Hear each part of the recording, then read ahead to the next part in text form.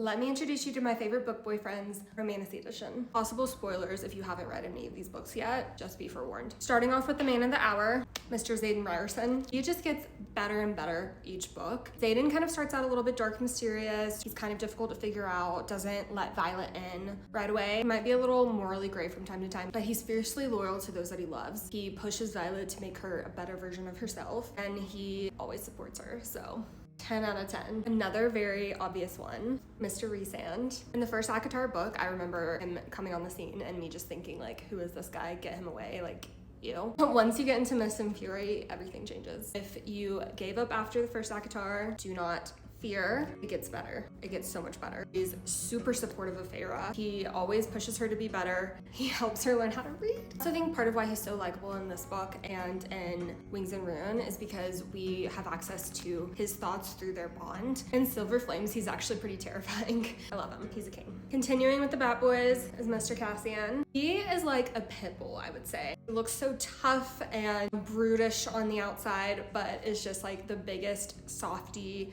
playful, fun on the inside. He's just such a soft, sweet man who is able to like match Nesta's freak, which is what she needed. Continuing with Sarah J. Maas, we have Mr. Rowan Whitethorn, but I don't mean Rowan Whitethorn. I should reread it, but in this one, it wasn't it for me. However, Rowan Whitethorn, specifically Rowan, where's my wife, Whitethorn.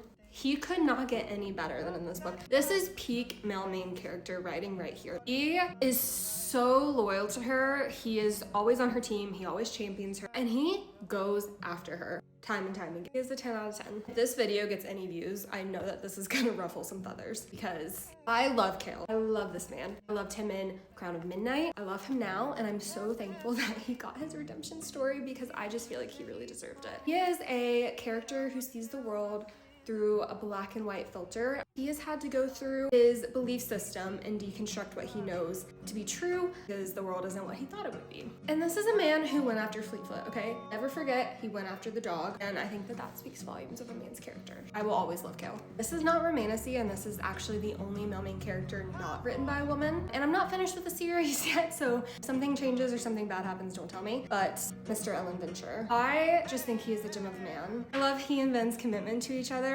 Throughout specifically the second book, they're both kind of like, I don't understand this person. This person doesn't think the way I do. They're actually more similar than they realize at face value. And despite them kind of questioning if they belong together or not because of how seemingly different they are, they still choose each other. I love it.